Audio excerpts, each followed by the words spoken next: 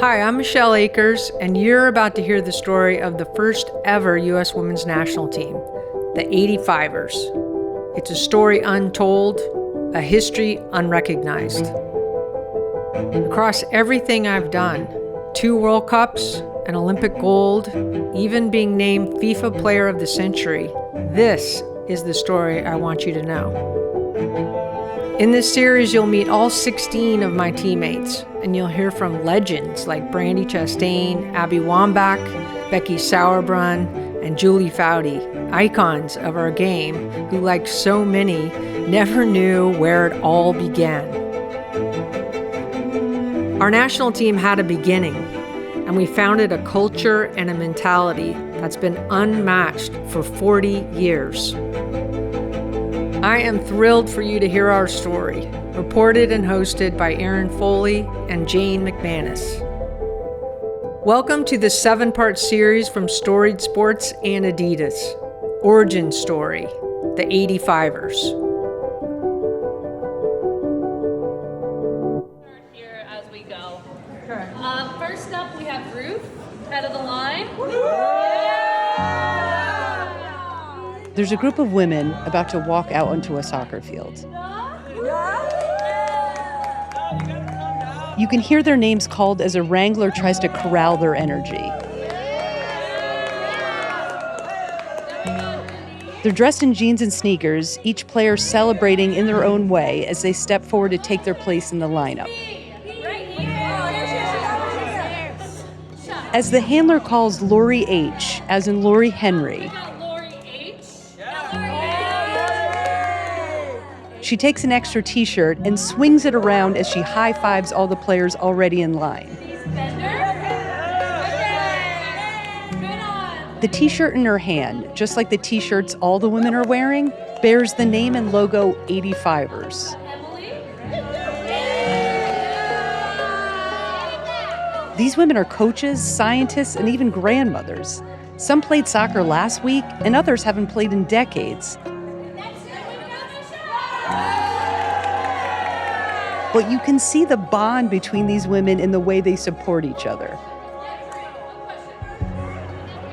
This group of women are 15 of the 17 women who formed the first ever U.S. Women's National Team. They're standing in the tunnel below Seattle's Lumen Field, waiting to be called into the stadium at halftime of the Seattle Reign game, where they're going to be honored. And it's all happening on August 18th, 2025, exactly 40 years to the day since their historic debut in 1985. Accordingly, they're known by anyone who knows the history as the 85ers.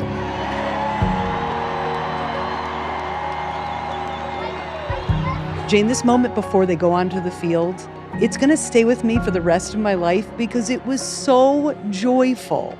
You can just feel the years disappear from this group of women. Even the way they move, they're bouncing. First, you can't believe everything's happening. You know, it's like, it's surreal. The posters, the crowd, the people, it's the moment I have been wanting and waiting for a really long time. I looked over and there's my little granddaughter, you know, waving at me with her cute little hair up on her head, and my son. And, you know, that brings me great joy in general for them to be there, to partake in something that was so substantial in my life that I never could celebrate before. So those were the voices of some of the 85ers. And the last one was Denise Boyer, a midfielder on the team, talking about how special that was. Erin, what does Denise mean exactly when she says that she could never celebrate this before? So that's actually a huge part of the story we're about to tell. What this group of 17 women, pioneers, trailblazers, ass kickers, pulled off was truly remarkable. We've never, ever in the history of our country been in this position. We've already traveled across our country 3 times. There was a lot of chaos, let me just say that. Been in a parade, played a tough game, went to discos. They were doing all this stepping on you and pushing you, then the ref's not calling it.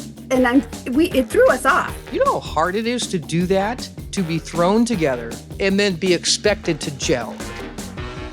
And this effort, along with their character, ended up seeding the field for what has become one of the most dominant programs in sports history, the U.S. Women's National Team. It's all over. The United States are world champions. The United States of America are crowned champions of the world for the 4th time. I'm Erin Foley. And I'm Jane McManus. From Storied Sports and Adidas, this is Origin Story, the 85ers. Over 7 episodes, we're sharing the story of this incredible team. No one knew what the future was for women's soccer, if this would ever happen again. We just played literally to play. There wasn't anybody to look up to because nobody had done it before. A story about a group of unknown and unheralded women who pushed the male-dominated soccer world to change. How did you convince them that women's soccer deserved the support and investment? We actually fought on the field. I simply said, we're going to do it. There was no argument. A story of young, talented athletes who had no idea what they'd gotten themselves into, but rose to the challenge under incredible circumstances. All of a sudden, you see your teammates start sparking around, and everybody just started kind of upping their game. We did kick some ass. We really did. That was so cool. And ultimately, the story of how a dynasty was born and how that dynasty changed the landscape of women's soccer all over the world. My feeling about it was, did we do enough to pull that through for the next group of people? Why aren't we recognizing the first team of the most dominant program on the planet?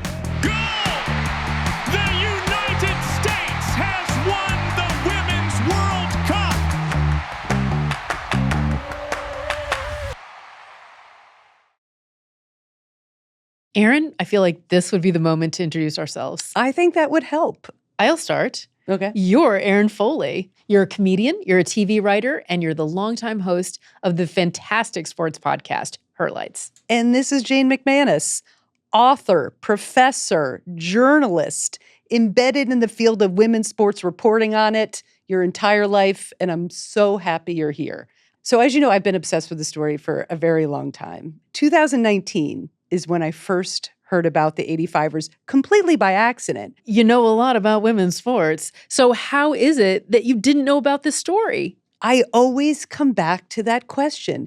Given the amount of ridiculous information in my head about women's sports and women's soccer, how did I not know this story? How did I not know how the U.S. Women's National Team started? Look, I'm in the same boat. Like, I love women's sports. I played women's sports, and I didn't know this story. And I'm not afraid to say it. I did not know this story. I know, it's absolutely mind-boggling. I mean, we're talking about the U.S. Women's National Team, right? The most successful women's sports team in the world. 4 World Cups, 4 Olympic golds, and a legacy that has shaped the game globally. And yet only a handful of people know how it started? You have to ask then, how well known is it among the women who've come to play on the U.S. Women's National Team since the 85ers? Yeah, I was really curious about that myself. So I spoke with several former and current players about that. First of all, amazing. I love this story. Second of all, when they went over, were they like Team USA? Who was the governing body? That was Abby Wambach, of course. Absolute legend, stud, all-time leading scorer for the U.S. And as soon as I brought this up to her, she just started peppering me with all these questions. Who paid for their trip? Where did they get these players? Can you tell me who is on that team? And here's Abby Wambach in real time trying to figure out all this information about the team. First of all, I just love how she completely turned that around on you. And she's like, oh, you want to interview me? No, I'm going to be interviewing you now. I know. I was like, wait, do I have all the information? Abby's interviewing me, which is a mind-blowing moment in itself. This is the face of the team, and she's trying to digest all this information, figure out all this information. And that has happened to me so many times, right? Like, as I'm doing all this research, I'm like, wait, what? That happened? How could they do that? How could they physically do that? How could they emotionally do that? It was a roller coaster. Yeah, I have to know, did you actually answer Abby's questions? Of course I did. Here's the proof. Wow. That's amazing. And I'm going to give Brandy I'm going to tease her a little bit for not making that 85 team. So she's referencing Brandy as in the Brandy Chastain, who was like 15 or 16 at the time and was up for one of the roster spots. But we'll talk more to Abby and Brandy and to plenty of other people in and around women's soccer for decades. I can't wait to get to all of that and hear everything that you unearthed about the 85ers. So let's get this shovel in the ground. Yes. Where should we start? What I want to do in this first chapter of the story here is to understand the landscape of women's soccer in the months and years leading up to the formation of the team. Because in understanding that, you understand how and why this all came together in 1985. So I think the best way to understand the 85ers is to start with one player, Michelle Akers. I mean, she was everything this team embodied. You know, raw talent, toughness, heart, and the relentless drive to win. And though nobody knew it then, I mean, she would go on to become the FIFA Player of the Century. In the pantheon of all the great players of all time, she has to be involved in every conversation for the greatest player of all time. I don't know if there's ever been a better player to ever play. She was just so dominant in almost every aspect of the game. You could put her anywhere. Just like pure dominance. Just relentless. Ass kicker. With the hair, and it was curly and big. She was tall and her hair was even taller. Your eye was just drawn to her. Like, you got to compete if you want to hang with her. I mean, holy cow, she was going to tear you apart. She's like the Babe Ruth of soccer because she defined two positions. She could put the ball anywhere she wanted to put it, and then defensively, no one could get past her. And then there's a point in the game where she'll just look at you and say, give me the ball. And you can point to almost any other player in American soccer history, and I can tell you what their weakness was. And no one can tell you what Michelle Akers' weakness was, except for her incredible recklessness. We're going to talk more about the recklessness later on, but the voices you just heard were Anson Dorrance, Abby Wambach, Stacey Enos, Becky Sauerbrunn, Sharon McMurtry, Christine Lilly, Michael Lewis, and Cindy Parlow-Cone. All people from the soccer world who either played with Michelle, coached her, or admired her from afar. And one of those voices, Becky Sauerbrunn, had a really specific story that said so much about Michelle. So Becky joined the national team in 2008 and retired just last year. And she recalled how much Michelle continued to impact this program even after her own career ended. I remember distinctly in one of my youth national camps, they were showing us a video of certain players, and they showed Michelle Akers. She had just gotten fouled. She got up really fast. The camera pans in on her face, and she just gives laser eyes to the player that had fouled her. And I remember the staff being like, this is the attitude. And if you want to be a national team player, like, this is the makeup that you need. All that we just heard about how great Michelle Akers is, how great Michelle Akers was, that was all to come at the time of our story. That's all in the future. So for our purposes, we have to get a sense of how Michelle Akers came to be in a position to be a part of the story at all. I was born in California and then lived there until I was about 8. And then I moved to Seattle. Obviously, that is the voice of Michelle Akers. And for those watching on video, the face of Michelle Akers and the hair of Michelle Akers. We'll dive into the Seattle part of her story in a moment. But yes, in her early days, she was growing up in Santa Clara, California. And her experience of playing sports in the neighborhood, I think, were pretty typical of young girls in the 70s. You know, the only girl out in the neighborhood street playing football with all the neighborhood boys, older, younger. I didn't care. My dream was to be Mean Joe Green on the Pittsburgh Steelers. So I practiced my touchdown catches, you know, diving into the bushes, catching the football. So sports of all kinds were a love for her, but other activities were a bit of a different story. My mom tried to civilize me. You know, she put me in Bluebirds. God help us. So Bluebirds is like a type of Girl Scouts. I listen to that and I think, classic 1970s tomboy. That is Michelle Akers to a T. Yeah, it was so relatable. I was like, oh my God, yeah, I did that. I had that mom, like you can just picture Michelle's mom putting her little tutu. She has to do these ballet classes, just really trying to fit in and being like, no, this is not for me. When I hear that, I think of like that, those Norman Rockwell paintings where there's a little girl and somebody's trying to put a bow in her hair and she's chafing against it, It's like Americana to its core. There was also the ballet classes my mom inserted me into, and then the performance that you do in front of the parents. I was so pissed. I stood on the side of the stage and didn't do anything because I was like, I hate being here. I hate it. And so did my mom sign me up for that again? No. So thank God. So then she just started putting me in all these sports. So it was baseball, and soccer was just starting there at Police Athletic League in Santa Clara. And immediately they put me in goal because I was the only one that didn't care about the mud and didn't care about diving at people's feet and mixing it up. So somebody put Michelle Akers in goal. Like, what are you Someone thinking? put her in a tutu.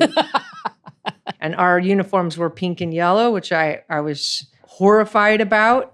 And we were called the Cozars, and we lost every single game we played. So that was my start. So I hated soccer initially. You think, oh, this is going to be like, a story of like, we won every game. I was so hooked, and she lost every game. And she actually hated it initially, which is, a fun curveball. Then we moved to Seattle. This young coach was like, "What? Why is she a goalkeeper? Let's put her in center mid." And let me just say, I didn't have awareness of how good I was. I just played. So one thing we wanted to know from Michelle was, as much as she was loving soccer and, playing with her peers, what was her sense of like the bigger soccer world and what kind of aspirations she had beyond just playing this fun game, And as she was discussing that, she started talking about how much harder it was at the time to have any awareness of soccer beyond these youth leagues because, of the state of television at the time. You had like 6 channels. Then you actually had to get up and turn the channel on the TV, and there was no soccer broadcasted. Let's go back in time, Erin, and think about what it was like in the 1970s and 80s if you actually wanted to watch sports on television. There were 4 networks and PBS. You had Friday night boxing, you had baseball, all of these things, but you're not going to see women's soccer on the networks. It's not visible. You're not going to read about it in the newspaper because nobody's covering it. Yeah, you can't see it, so how are you supposed to be it? 100%. Like, how do you even know it exists out there? In my world, as a little girl, the applicable opportunities were playing the NFL, okay, because I could see it, and then it was NASL. So if I had anything, it was to play for the Seattle Sounders, probably. I also got to train in with Seattle Sounders guys, and so in my head, I was like, I can always play for the Sounders, right? So the Sounders were the local men's pro team in Seattle, and we're going to discuss that more in a moment. But I want to step away from Michelle just for a bit, because that thing she spoke about earlier, how in her youth finding people to play these sports with, often meant finding boys to play these sports with. And that was not an uncommon reality for many of the pioneers in women's soccer. And one player, Stacey Enos, as I spoke to her, she was able to kind of bring this to life. People were jerks back then, and especially little boys, and they would ask me to shag the ball all the time. And so I think there's one time I was just like, I'm not shagging it. You kicked it, you go get it. And we just held our ground, and finally one guy goes, dude, go get it. And so he brought it back, but essentially I had to basically say I wanted to play and step into the field and demand the ball and get the ball and show that I could play at their level. When I first got out there, I felt like I had to ask permission, but eventually I just stepped into the game and said I was playing. So this was a common thing amongst everyone I spoke to, especially the 85ers, right? They all had the same story. Like there was no girls teams they could play on. They had to band together and establish a team, or they had to play with the boys, which actually ultimately helped them because, they were bigger and rougher, and now they had this like toughness. They had this built-in DNA from playing with the boys. And I think if we go back to that time, the scene of girls teams is in progress. And it's very much about kind of being a pioneer. Each of these girls had to advocate for herself to be able to compete. And I think, we talk about the competitive spirit of this team. And that's kind of where it's honed. Talking your way into the boys' teams, talking to your way into the neighborhood football games. That's what they were doing. And now a legacy of first moment, sponsored by Adidas. They were there in the beginning, before the crowds, before the glory, before anyone was watching. This is where the dynasty started. Origin Story Season 1, The 85ers, presented by Adidas.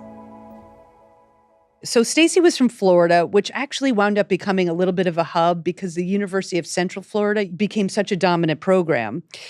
But swinging back over to Seattle, where Michelle was from, Seattle had this really burgeoning soccer scene at the time that ultimately played a big role in sowing the seeds for the U.S. Women's National Team. And some of that was due to the presence of the Seattle Sounders, a team in the NASL, the North American Soccer League. The Seattle Sounders and the NASL as a whole across the country was incredible because it brought in, these players from around the world, like world-class Pele, Beckenbauer. Seattle was between Vancouver, I think it was the Whitecaps then, and then Portland Timbers. So there's these incredible rivalries. So it made the game super intense. And then the Seattle Sounders organization put a lot of time into community and building the sport there.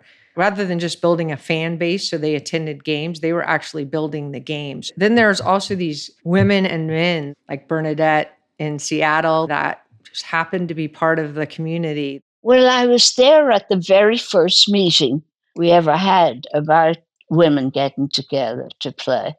And I guess I was just pushy. So that is the voice of Bernadette Noonan, who is just an amazing woman. And as Michelle mentioned, she is crucial to the growth of women's soccer in the Seattle area. She's in her 90s now, but her path into soccer is fascinating. As you might guess from her accent, she is from Ireland, the motherland. In her youth, she was somewhat familiar with Gaelic soccer, which is kind of like a hybrid of soccer and rugby.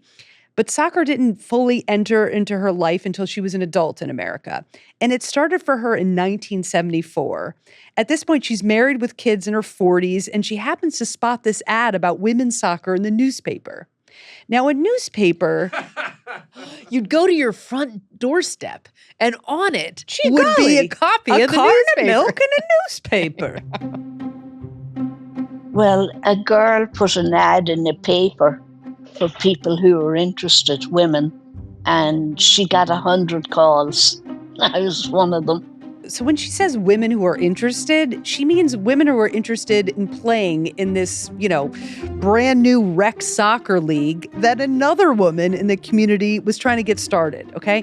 So it doesn't take long for Bernadette to take a leadership role in the organization, which eventually she becomes president of. Not surprising. I just also love the idea that you can be like, I want to, I'd really like to play soccer. You know what? I'm going to put an ad in the newspaper about that. Used car for sale. Women playing soccer? Well, I'll be. Why did you want to become president? Oh, I didn't. We met at 8 in the morning, and I normally get up about noon. So that was the biggest sacrifice. Just to clarify that moment, she was saying having to meet at 8 in the morning was the biggest sacrifice for her in this whole effort. Relatable. I hear you, Bernadette. I snoozed for about 4 hours and then joined the world. Obviously, she's joking, but as I was talking to her, I was trying to get a sense of how this rec league fit into the, kind of greater scope of soccer in Washington. But essentially, they had a women's league, and they didn't want anything to do with any other organized league in the area, but they got so big that they couldn't avoid it. Well, the Washington State Soccer Association had nothing to do with us. But we didn't plan on joining them. We weren't keen on them. Why weren't you keen on them? Well, they were very men-oriented. It was all about the men. So we decided we had to do things on our own. So you started out in 1974 with 9 teams, correct? Yes. And then how did it grow? Well, women talked to their friends or their neighbor. Some of these women had never been in a team sport because we didn't have it.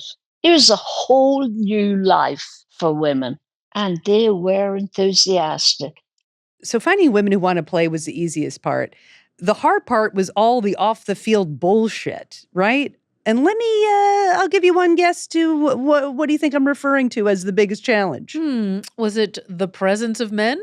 You know, ding, ding, ding, it was the presence of men. So Bernadette told me how at one point she was trying to help the women's soccer team at the University of Washington. They were trying to gain varsity status, and she needed the athletic director, who was this former football coach named Mike Lude, to approve all of this. I always called him Mike Rude. He was the rudest man I'd ever met at that time. He said over his dead body, would we have soccer in the springtime? Because he was interested in track, and that's what he wanted, the whole sports fields for himself. I mean, they'd never seen women play soccer. Neither had we. So we had a little join. So when I asked her how she managed to win that battle with Mike Lude, she didn't hesitate. Her answer was pretty simple. Oh, well, there were a lot of women and there was only one Mike. Lude. So this was a reoccurring thing for Bernadette, right? She told me about numerous instances when she was trying to get some soccer league or an event off the ground, and she'd run into some male administrator who just didn't want to take field time away from the boys and give it to the girls. And it wasn't just the administrators who they had to deal with. Bernadette told us about one particular referee whose attitude towards officiating women's games was infamous. Whitey was the referee. No, tell me about him. Oh, he was a little bugger. He had a coin that had a woman on one side and she was bare on the other. What?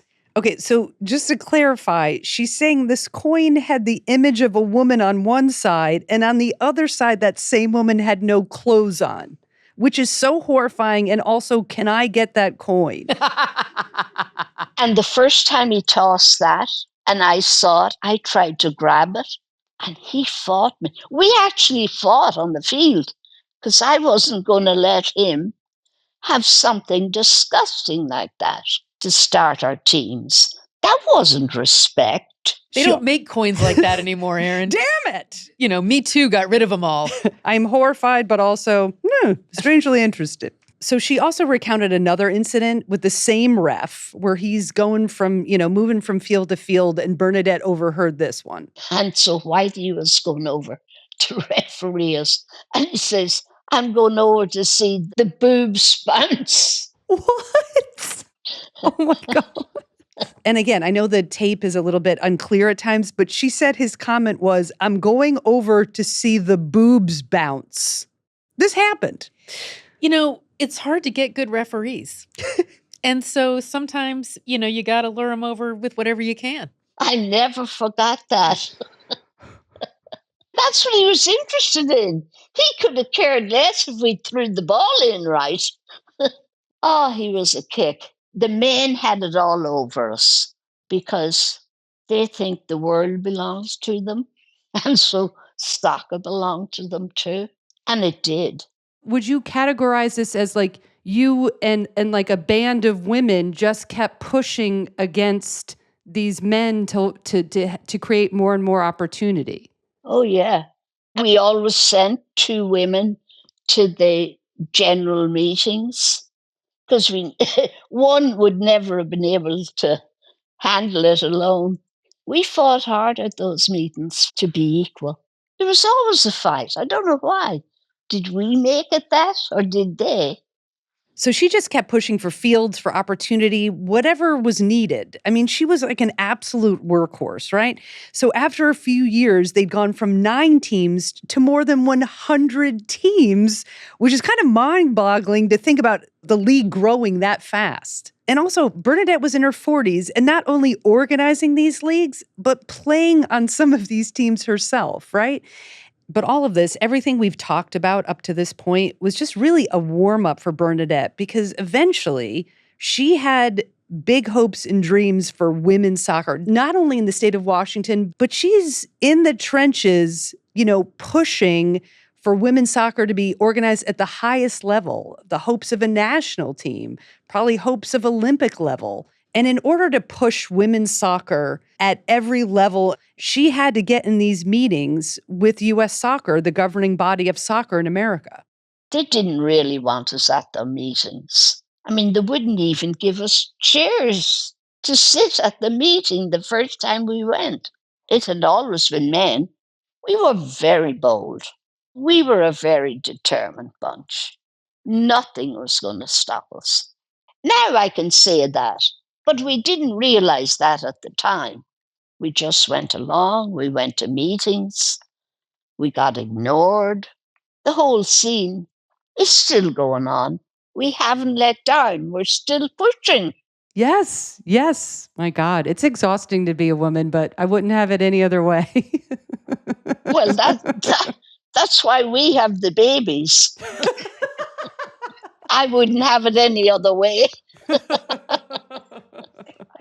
Well, thank you so much, Bernadette. I'll die with my foot on a soccer ball. Oh my gosh. Can Bernadette be my grandmother, please? She's all of our grandmother. I mean, first of all, salt of the earth. But second of all, this woman didn't start playing and get involved in soccer until she was 40. And she's going to die with her foot on the soccer ball. It's never too late. Thank God for Bernadette. Yeah. She did it, and look what happened. 8 of the 17 women on the 85ers are from Seattle. That's all you need to know. Women like Bernadette were the backbone of how this soccer team came together, of how that 85ers team came together. And it wasn't just women. I have to mention this guy, Booth Gardner, who eventually went on to become the governor of the state of Washington. Okay. His story is fascinating. Before he took office, he was like this rich guy from Tacoma who spent his own money and own time and built an incredible women's soccer club called the Tacoma Cozars. So in the early 80s, throughout the country, right, mostly there's no funding for women's soccer, there's no fanfare, but Gardner gave all the top players around the Northwest, including future 85ers, a chance to play at the highest level before a national team even existed. So you had the Sounders, you had Gardner, you had women like Bernadette, all creating the scaffolding, laying the foundation of women's soccer. And when I was talking to Michelle about this, she pointed out that as her playing career went along, and she's playing in different locations around the country, like she could really see the difference, how much more mature the game was in Seattle, how much the game was more advanced in Seattle than it was in other places. They were playing like over 50s women's soccer, over 60s women's soccer. I mean, that's what I grew up knowing as just the norm. And so, but when I went to college at UCF, I realized, holy shit, they didn't even have a women's league there. So it was like just black and white different. So the contrast is evident when you speak to other players who didn't grow up in the Seattle area, like Ruth Harker, who grew up in Missouri and had a very different experience. What was the soccer landscape at that time for women in the 80s? What landscape? No, I'm teasing. That kind of answers the question. There wasn't really a great pathway. There was so little expectation about women's soccer. I was in the Final Four in 1982 of NCAA Division I soccer, and there were probably maybe 200 people there or less. Think about that. You're in an NCAA Division I Final Four, and no one's watching. And that was disheartening. It was the same way at Olympic festivals. They're sort of giving away the tickets for women's soccer. For Ruth, being a young player in Missouri, where the soccer world wasn't nearly as developed as Seattle, college soccer felt like the ceiling. And once she got there, she said the whole thing still felt really small. But Jane, before we move on, I want to give a quick shout out to another important figure from this era. Her name was Jan Smizik. She was a student at UC Santa Barbara in the mid-70s, and of course, there wasn't a women's intramural soccer league, so she had to play on the men's team. And then she got a group of women together to organize their own soccer club and started networking with other colleges. Gradually, year by year, we built on it, and in 1978, we officially established what was called the California Collegiate Women's Soccer Conference. And she's doing all of this, right? Creating not only a club team at Santa Barbara, but coordinating an entire conference while she was a college student. I don't even know what a bylaw is. And for the record, she was an incredible soccer player in her own right and could have been an 85er if it wasn't for an injury. I mean, she's just like a total badass. Time for a quick word from our presenting sponsor, Adidas. Before the World Cups, before the gold medals, 17 women stepped onto a field in Italy and changed everything. And Adidas was there. Origin Story Season 1, The 85ers, presented by Adidas. Can you take us back and kind of describe the landscape for women's soccer in the early 80s? Early 80s, the women's collegiate game was just starting, and obviously... So that's Anson Dorrance you're hearing, one of the giants in women's soccer. He coached the University of North Carolina for 45 seasons, turned the program into an absolute powerhouse, 22 NCAA titles, which is just mind-boggling considering the next closest team has 4. And Anson was another person who played a pivotal role in helping to jumpstart the women's game. But what struck me in my conversation with Anson was when we started talking about this big systemic shift that was happening at the time.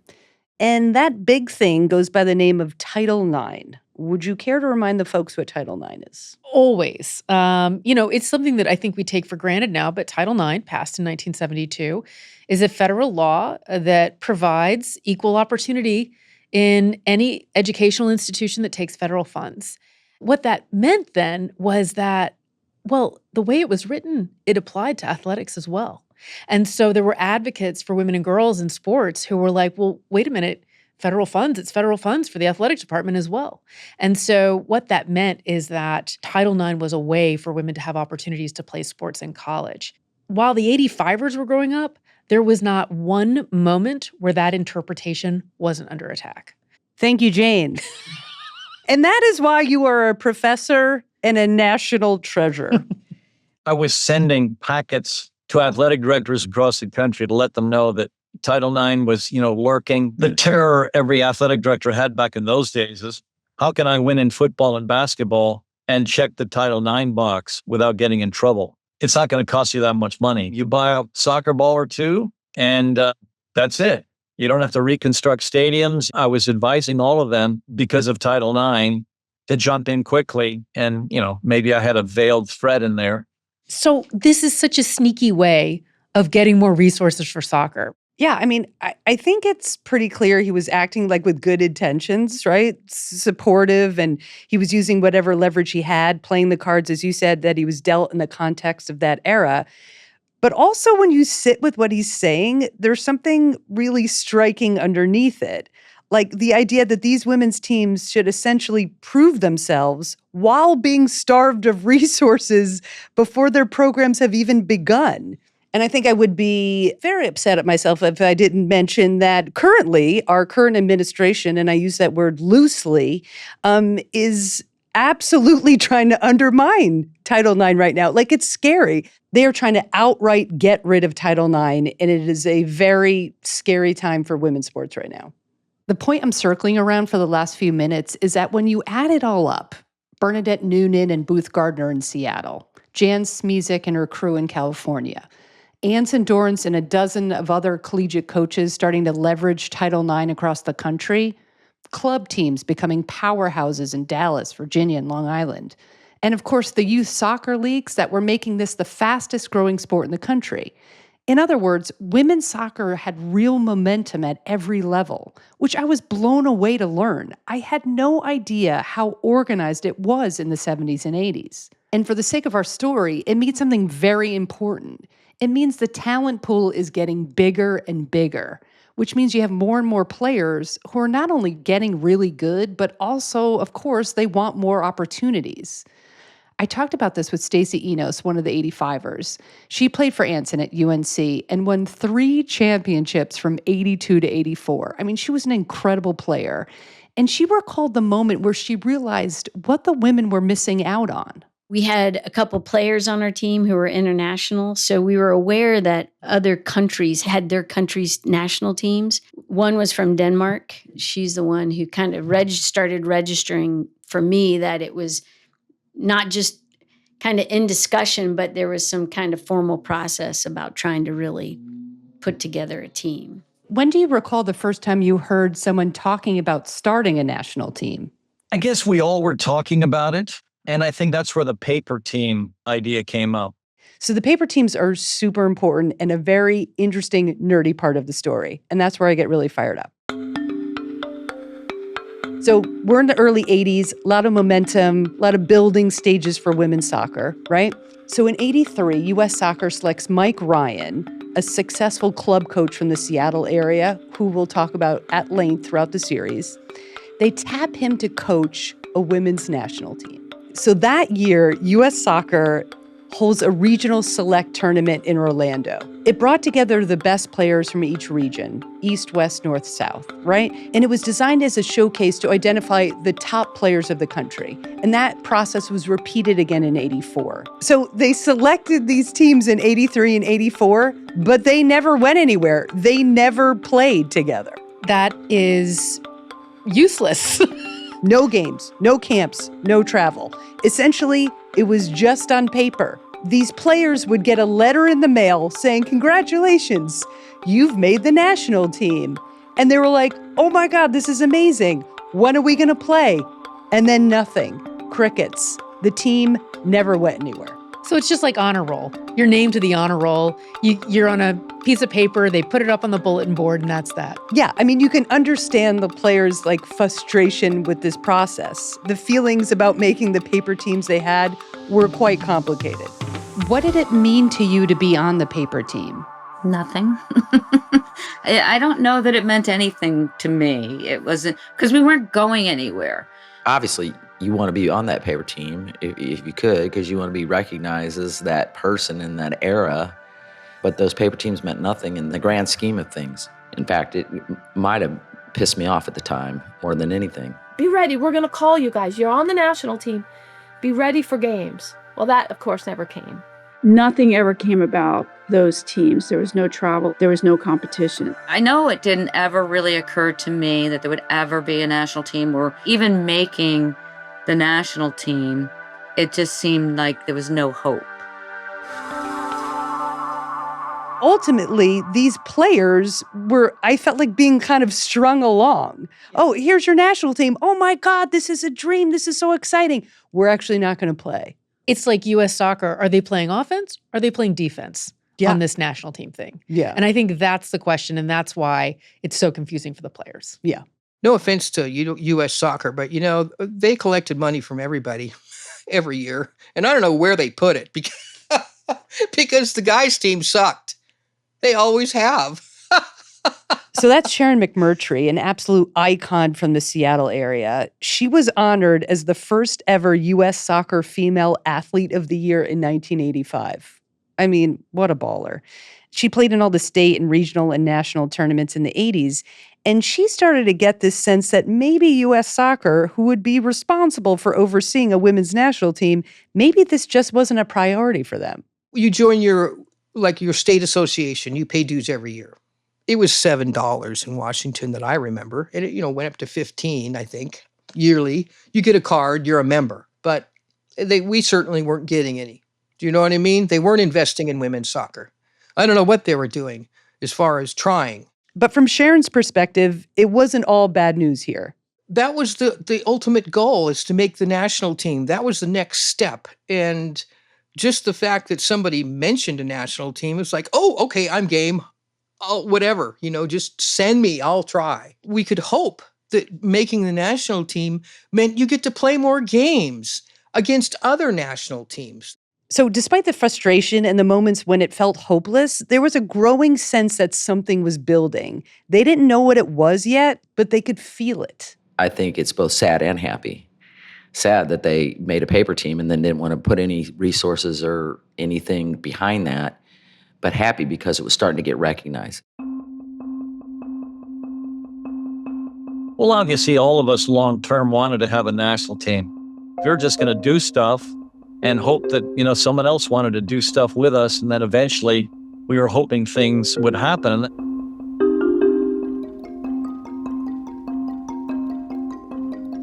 I think it's important to separate what was happening behind the scenes from what was happening on the field.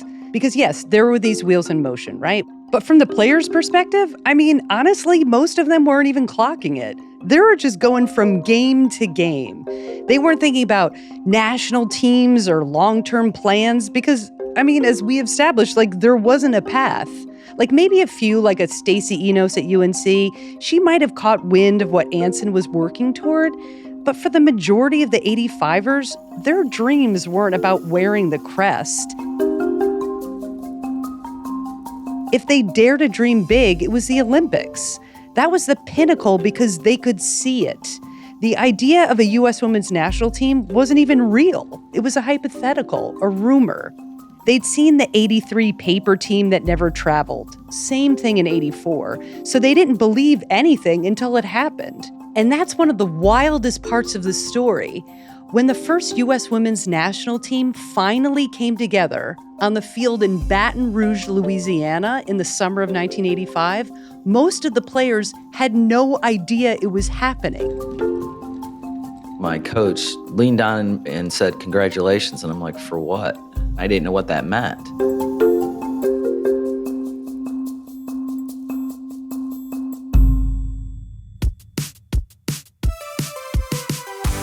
Origin Story The 85ers is produced by Storied Sports and presented by Adidas. It was reported, written, and produced by me, Erin Foley, along with Jane McManus, Ryan Nantel, and Marissa McBride. Our editor is Deanna Hong. Post audio is by Jason Powell. Jamie Messler, Laura Gentili, and Michelle Akers are executive producers. For more info on all the voices that you heard in this episode, please check the show notes. There you can also find a link to episode 2. And thanks for listening. You're welcome. It's amazing because you all banded together and did it. And we're still around. Well, I am. I've outlived the Lord.